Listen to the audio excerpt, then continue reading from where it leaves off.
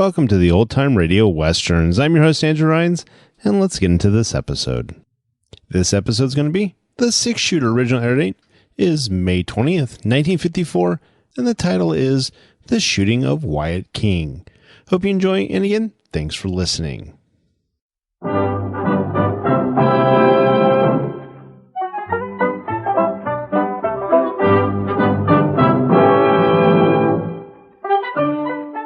In a moment, you'll hear James Stewart as the six-shooter. Just one of many fine programs brought to you each week on NBC. Tomorrow night, there's top comedy entertainment with the Bob Hope Show, the Phil Harris-Alice Faye Show, and Can You Top This with Senator Ford. Bob Hope delivers rapid-fire comedy routines, while Phil Harris and Alice Faye bring both mirth and music.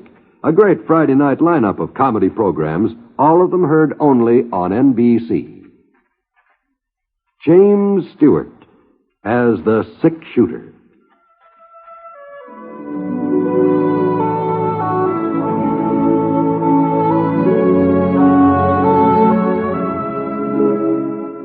The man in the saddle is angular and long-legged. His skin is sun-dyed brown. The gun in his holster is gray steel and rainbow mother of pearl, its handle unmarked. People call them both the six-shooter.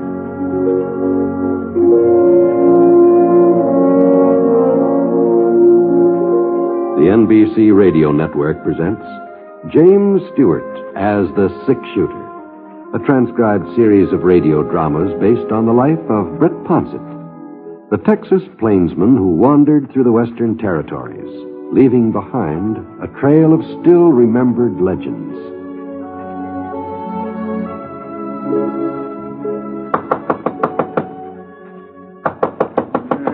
Keep your shirt on. Keep your shirt on.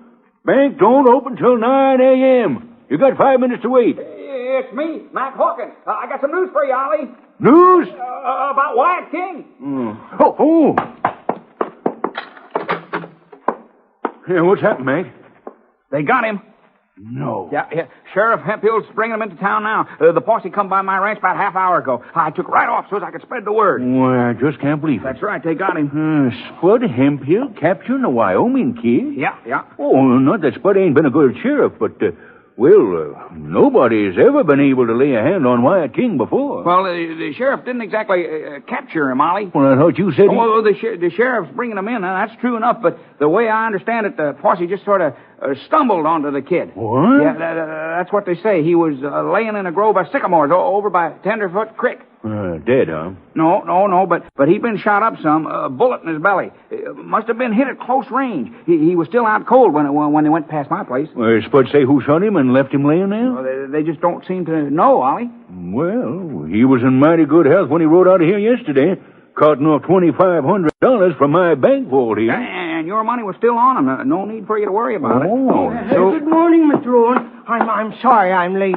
Matilda had one of her dizzy spells this morning, and I had to wait until Doc McIntyre got there. Jonas, you hear about Wyatt King? Wyatt King? The fella who held me up yesterday. Oh, why, I thought they called him something else, some kind of kid. That's right. The Wyoming kid. Yeah. Well, his real name is Wyatt King. Oh. Don't you ever read them reward notices down to the post office? Well, I just don't remember names very good, I guess. Oh. What about Mr. King? Well, he's been captured. You don't say. Yes, the sheriff found him down at Tenderfoot Creek. He was all shot up. My. And the darndest thing is, nobody knows who shot him. Well, what's so peculiar about that? Well, in the first place, the fellow who done it, he'd stand to collect a mighty nice reward. All them hold-ups King's pulled, well, there must be at least $5,000 offered for him, dead or alive. My, that sure is a lot of money. Well, I better get over to my desk and start working on the account. Ollie, that ain't the only strange thing about this here business. What are you driving? Well, I told you the kid's been shot at close range. That means somebody met up with him, face to face. He wasn't dry gulched or nothing like that. Yeah, I see what you mean. And it would take a mighty big man to stand up to Wyatt King and a mighty fast man to outdraw him. Yeah. He was supposed to be lightning gunfighter. There's about 10 graves that'll testify to that. He sure ain't nobody around here. Well, leastways, I can't think of anybody. Can you, man? No, can't. Not a single solitary soul. I've been racking my brain ever since I heard what had happened.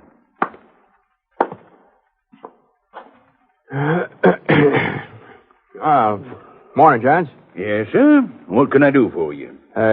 You the banker? That's right, Mr. Name's Ponset, Britt Ponset. Well, I'm pleased to meet you, Mr. Ponset. I'm Oliver Rowan. Howdy. I got a little check here. I was wondering if you... Did you say Britt Ponset? That's right. Well, I'll be doggone. What's the matter, man? Why, he's a six-shooter, Ollie. A six-shooter? Ain't that right, Mr. Ponset? Well, sometimes I guess folks call me... There. Well, what'd I tell you? Well, sir, I guess we don't have to do no more wondering about who shot up Wyatt King. What? Well, sir, we're all mighty grateful, Mr. Ponset. Oh, hold on. If we'd have known you was in these parts, we wouldn't have had no doubts in the first place. No, sir. I'm afraid I don't follow you. You're the fellow who shot it out with the king last night, ain't you? Well, it must have been you. It couldn't have been nobody else. Why, of course it was him, Ollie. There ain't no doubt about it. I said it would take a fast man to outdraw the kid. Well, the six-shooter's just about the fastest man west of the Mississippi from the way I hear it. Well, that's mighty flattering, but as far as outdrawing Wyatt King, well, I wouldn't know about that, seeing as how we never met up. Never met up? No. Oh, you mean you didn't recognize him last night? Last night? Well, whenever it was you shot him. Now, let's get this straight, gents. I didn't shoot Wyatt King last night or any other time. I've never laid eyes on him. Well, if it wasn't you, then who did do it? I sure wouldn't know. I rode down the trail from Fort Drexel. I didn't see any sign of Wyatt King or anybody else. Tenderfoot Creek's just off that trail. Is that so? Well, if Mr. Ponset says he didn't do it, I guess he didn't. Yeah. Wait a minute. Sure. Why didn't I think of it before? Yeah, think of what? Everybody knows that the six-shooter don't like to take credit for what he does. He's the sort of man that hides his lamp under a bushel. Well, you ain't going to get away with it here in Copper Springs, Mr. Ponset. No, you're absolutely right, man. Yeah. Why, shooting an outlaw like Wyatt King ain't nothing to be ashamed of. Well, Mr. Ponset, you ought to be proud of yourself. Well, maybe I would if I'd done it. Hey, the fact there's is, the posse now. Just wait till I tell Sheriff Hemphill about this. Here now. Wait a minute, Mac. Wait a minute. I'm coming with you. Listen to me, Junius, will you? you mind the bank? Yes, sir, Mr. Rowan. Now, Mr. Rowan, hey, why do you... well, I'll be darned.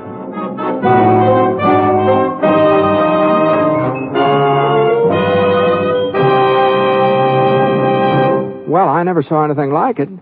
For the next half hour, folks came up to me from all directions, all saying I'd shot Wyatt King, giving me their congratulations. I told them I hadn't had anything to do with it, but they just wouldn't be convinced. And I didn't see how I could straighten them out on it. It did make me feel kind of funny, though, all this hullabaloo over a misunderstanding. And then when the mayor said something about letting the kids out of school for a day in my honor, well, I just had to find some way of putting a stop to it, so I headed over to the jail, introduced myself to Sheriff Hampton. Sir, it's a privilege to meet you, Mr. Ponset. A real privilege. Yeah, it's a privilege, yes. Oh, not that I wouldn't have caught up with King myself sooner or later, but you kind of speeded up the operation. Yes. Now, that's what I wanted to talk to you about, Sheriff. Oh, now, don't you worry about the reward. I'll see that you get it. No, yes, sir. I'm not interested in any reward. Well, yeah, everybody says you're the generous type. I heard that. Well, I'm not that generous, Sheriff. Now, I reckon I'd take the reward if I was entitled to it. Oh, now, Mr. Sheriff, Ponset. you've got to listen to me now. I didn't shoot Wyatt King. I heard you've been trying to ease out of taking the credit. I'm not trying to do anything except tell you the truth. Now, you ask King when he comes to. You'll find out. Oh, he came to a little while ago, Mr. Ponset. Right after Doc McIntyre got through patching him up. He's practically as good as new now. Well, go on. Ask him if I had anything to do with shooting him. Well, why should I ask him again? Again? Well, sure. As soon as he was able to talk, I questioned him. Well?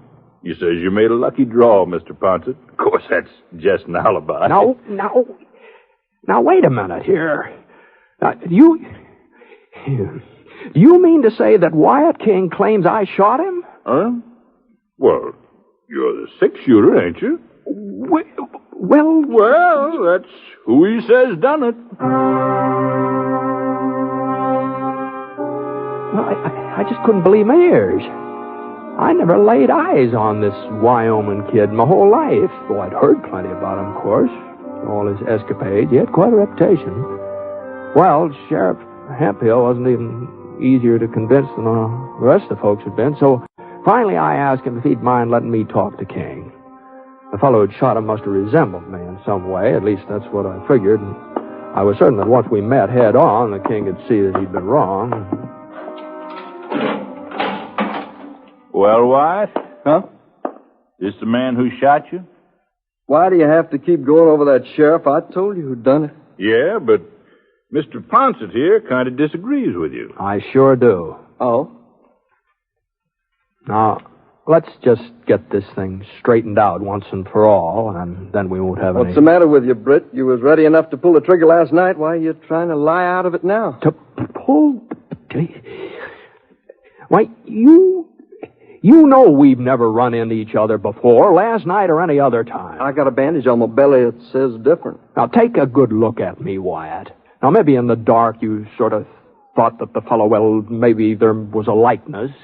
You got a twin brother. Of course I've got no twin brother. If you ain't got a twin brother, then it was you that shot me. And it wasn't very dark either. Don't you remember the way we were standing there in the moonlight and the way you went for your gun? The same gun you're wearing right now. I sure ain't likely to forget it. Well, now, look here, Sheriff. Now, you listen to me.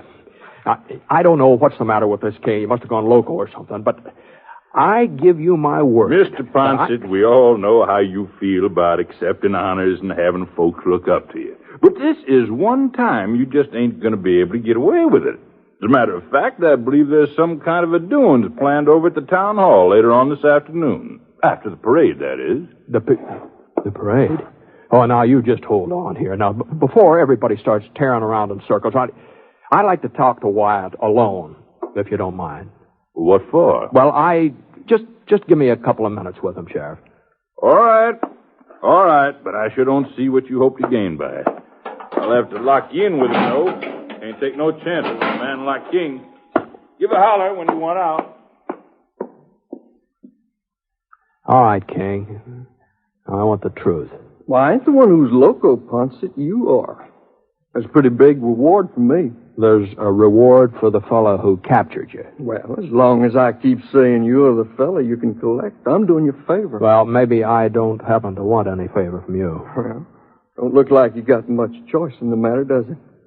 Of course, just between the two of us. Now seeing you right close like it might have been somebody else that shot me. You know doggone well it was. Well, even if it was, even if I was mistaken about it, I sure wouldn't admit it. I don't see why not. Oh, now, Mr. Ponset, you don't think I want folks to know I was outdrawed by a little fellow with gray hair and a pot belly? Oh, how's that? A man who nobody's heard of, a grocery clerk or a sod buster. That's what he looked like to me. Why, he even had a ready-made suit on, a coat and pants cut out of the same cloth. Stiff collar. And a necktie. I never supposed a man like him would know how to use a gun. Otherwise, I'd been more careful. Well, at least we finally got down to the truth, huh? Now, all you got to do is tell the sheriff and we'll I'm not telling anybody else, Ponset. And I got an idea your telling them won't make much difference. What? Not as long as I keep saying it was you who shot me. And, of course, that's what I'm going to say. I ain't got no choice. Well, you haven't got any reason to lie about it. Well, now, look, it's one thing to be outshot by Britt Ponset. That ain't so hard to swallow. But the idea of being outdrawed by a nobody. Well, I wouldn't be able to face my friends again after I break out of jail. They'd all have a laugh on me.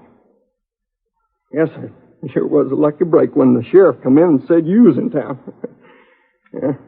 Asked if you was the one that shot me. You're not going to get away with this, King. Well, I'm sorry if it upset you, Ponset, but after all, I got my reputation to consider. Your reputation? Why, I never heard of such a thing. Sheriff, get me out of here.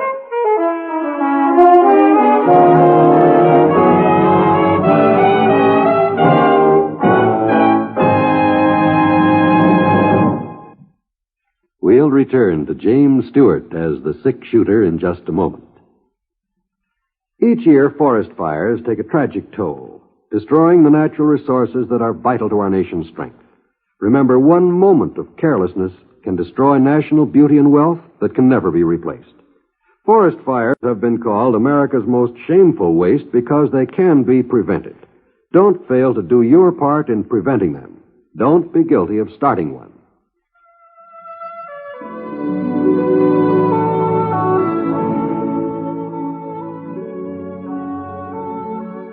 Now, Act Two of The Six Shooter, starring James Stewart as Britt Ponset.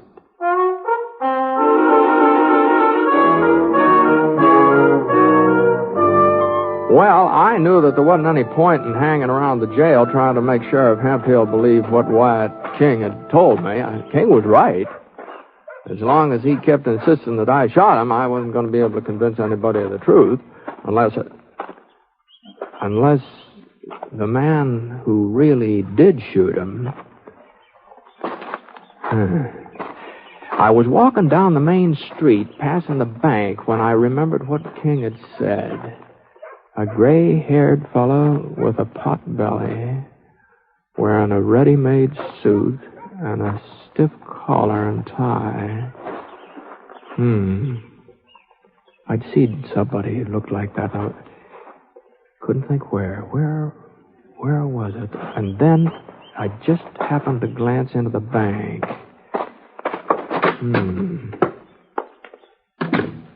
Yes, sir. What can I do? Oh. What? You're Mr. Ponset, ain't you? That's right. My, you sure stirred up a lot of talk, Mr. Ponset. The whole town. Yeah, I know. Mr. Rowan just stepped out for a couple of minutes, but if there's anything I can do... You're the teller, aren't you? Yes, sir. Uh-huh. Been with the bank for 26 years now. You don't say. The name's Jonas Pilgrim, Mr. Ponset. Well, pleased to meet you, Mr. Pilgrim. Of course, if you're in a hurry for something, maybe I could find Mr. Rowan. No. As a matter of fact, it was you I wanted to talk to. Me? Yes. You see, I've just come from a session with Wyatt King over at the jail. Oh? And, he told me about the shooting last night. Uh-huh. Well, that's real interesting, Mr. Ponset. Well, I've got some statements to get out now, so if you don't mind, And King told me about the man who did it. Oh, see. It's a funny thing, Mr. Pilgrim. The description he gave me sure fits you right down to that tie you're wearing. And to come to think of it, you're just about the only person in town that does fit. I don't know what you mean, sir. Well, you don't, huh? You don't. Well, it was nice talking to you. Mr. Ponset. Yeah? You won't mention this to anybody else. Well, I don't see what difference it makes as long as it wasn't you he was talking about. Well, it might be kind of embarrassing. Just what do you mean? All right, I'll admit it to you, Mr. Ponset. But you got to promise me you won't tell anybody else. You got to give me your word. You shot him, huh? I didn't intend to. I didn't even know who he was. You see, I wasn't here when he held up the bank. Oh? I was on my way back to town from Woodard Tolliver's ranch. I'd rid out to tell her that her account was overdrawn again. Uh-huh. And this fella, he come at me out of the dark. Told me he wanted my horse.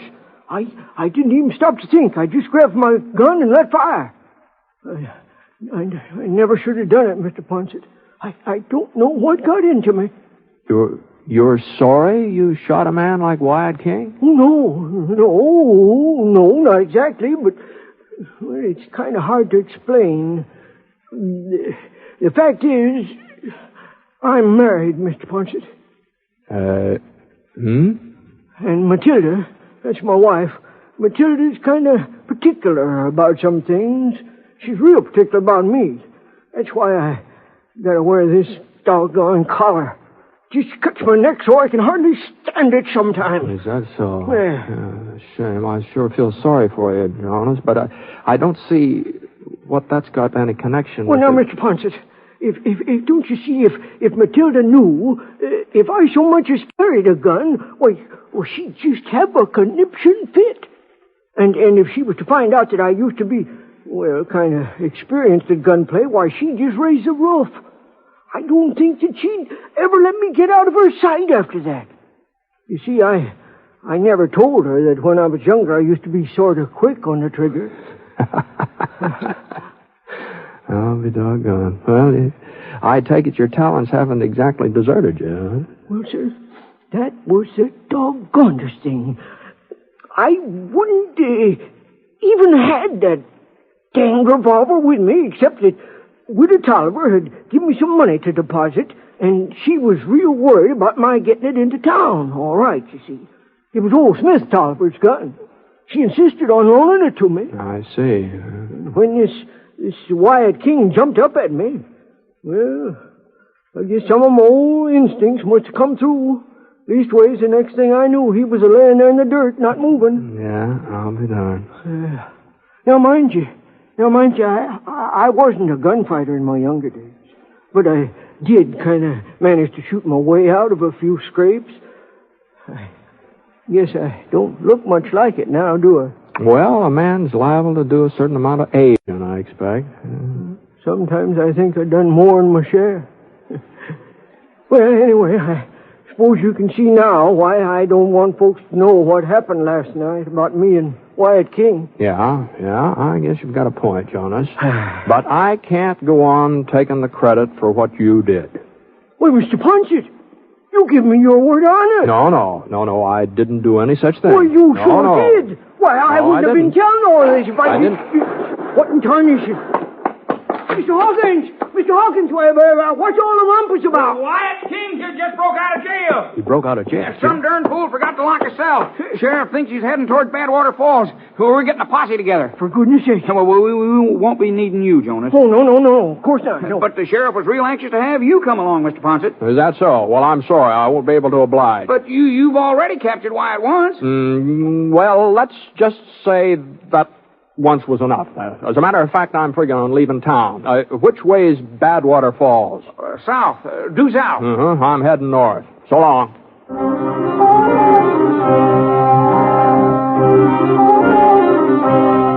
Well, inside of 5 minutes, the whole town of Copper Springs had ridden off in a southerly direction. The male population, that is. I guess Jonas and I were about the only two men that hadn't joined up with the sheriff's posse. In a way, I was kind of relieved that King had broken out of jail. At least I'd be able to leave town without any more of this foolishness about me capturing him. Oh, not that I ever wanted a fellow like King to go free, you understand, but I figured the posse would probably catch up to him pretty soon. He couldn't have had much of a head start. So I headed over to the livery stable to get Scar. I'd already paid for his keep in advance, but the man who ran the stable had gone off with the others, and I didn't feel like sticking around for the refund. Easy, boy. Easy, Scar. I looked around for his saddle. It was lying on the floor over by a pile of hay. And just as I picked it up, I noticed something funny about the hay. It was starting to move. Just keep holding on to that saddle, Ponset, and don't reach for your gun. Wyatt. If you make a move, I'll ram this pitchfork right through you. Oh, you're crazy, Wyatt. You'll never get out of town. There ain't nobody left in town to stop me, except you. You got a wound in your belly. That'll stop you. Don't worry about me, Ponset. I'll make out. Now I'm taking your gun and your horse. There are plenty other horses here. I'm taking yours. Wyatt. Shut up, or you get a taste of these problems. Well, there wasn't any point in my arguing about it, not with a pitchfork digging into my chest.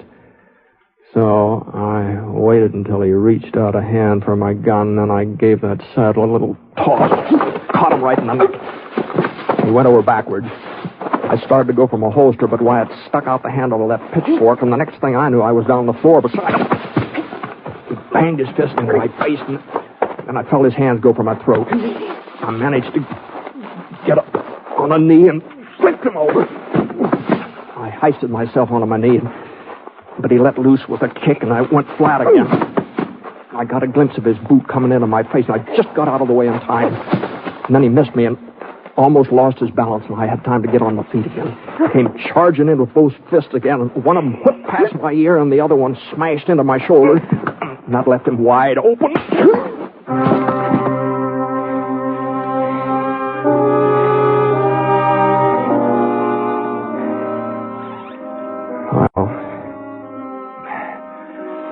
I just couldn't leave him lying there on the floor unconscious. So I figured it wouldn't be very long before he came to, so I picked him up and carted him across the street to where he belonged. The jail was completely deserted, and there wasn't a sign of anybody, but the door to Wyatt's cell was unlocked, so I laid him on the cot inside and pulled the blanket up over him. I didn't want him to catch cold or anything like that. And I found the key in the front office, and I locked him in.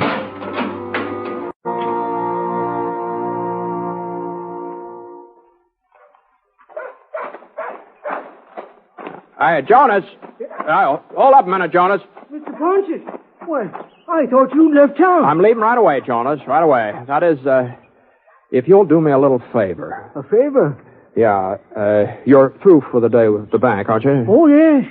We close at 4 o'clock sharp. I'm on my way home now. Well, I was wondering if you'd mind putting off your supper a little bit. Well, Matilda, until the posse comes back, that is. What for, Mr. Ponset? Well, you see, I was over at the jail just a minute ago, and there's nobody over there watching things while the sheriff's out of town. Well, I don't see what difference it makes. Wyatt King was the only prisoner, and he's escaped. Yeah. But even so, now suppose somebody were to break in. They could do a lot of damage, The sheriff's probably got some important papers in the file. No, Mr. Ponset. No, but you never know, Jonas. You never know about things like that. Well, I guess the sheriff should have locked up when he left. But I don't see what... Well, then you won't mind holding down the fort while he's gone. Well, Well, as long as there aren't any prisoners to look after. I just wouldn't feel right about running off if there wasn't somebody to mind the jail. Well, Mr. Ponset, it sure seems to me like you're worrying unnecessarily, but... Well, I guess I can do that much for you. Thanks, Jonas. I really appreciate it. All you have to do is sit in the front office until somebody shows up. All right, Mr. Ponset. I'll get right over there. So long, Jonas. Good luck to you. Yeah. Oh, Mr. Ponset. Yeah? I hope you aren't put out about my letting folks think it was you who shot Wyatt King last night. Oh, I guess I'll get over it. After all, sometimes it is best if a man takes a responsibility for something, even if he hasn't done it himself. What? Oh, yeah. Yeah, I guess that is, yeah. Well, I'll be seeing you.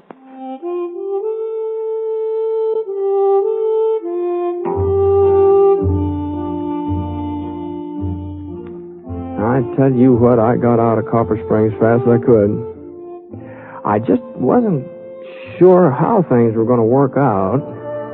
But then a couple of weeks later, a copy of the Copper Springs Press caught up with me. And there was Jonas Pilgrim's picture all over the front page. Yes, sir. Great big article telling how the sheriff and his posse had come back to town without finding a trace of Wyatt. And there he was, right in the jail. And there was Jonas Pilgrim snoozing in the front office, calm as a cucumber. Mother's Pilgrim. That's what the paper called Jonas. He said he'd tried to deny having anything to do with Wyatt's capture, but the folks in Copper Springs, they just hadn't believed him. Well, it was plain as day that he'd taken Wyatt single-handed. Well, like Jonas said, sometimes it's best for a man to take the responsibility of the thing, even if he hasn't done it.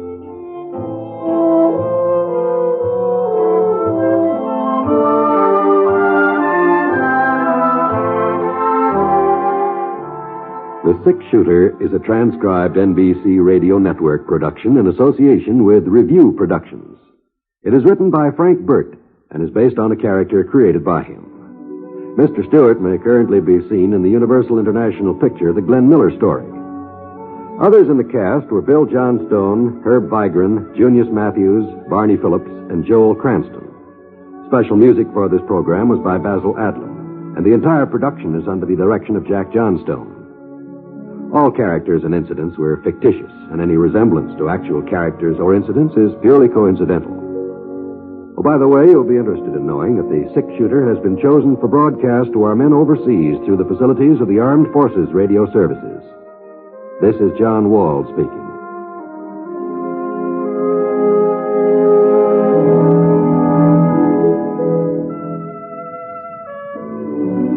MacDonald Carey stars in Jason and the Golden Fleece tonight on the NBC Radio Network.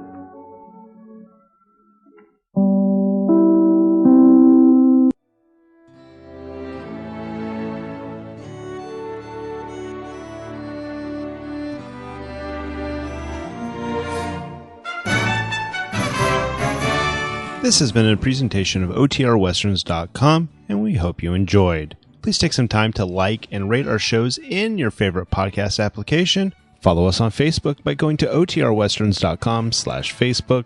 Join in the conversation by going to OTRWesterns.com/Discord. And don't forget to send us an email, podcast@OTRWesterns.com. This episode is copyright under the Attribution Non-Commercial Share Alike copyright. For more information, go to OTRWesterns.com/copyright. Have a great day, and again, thanks for listening.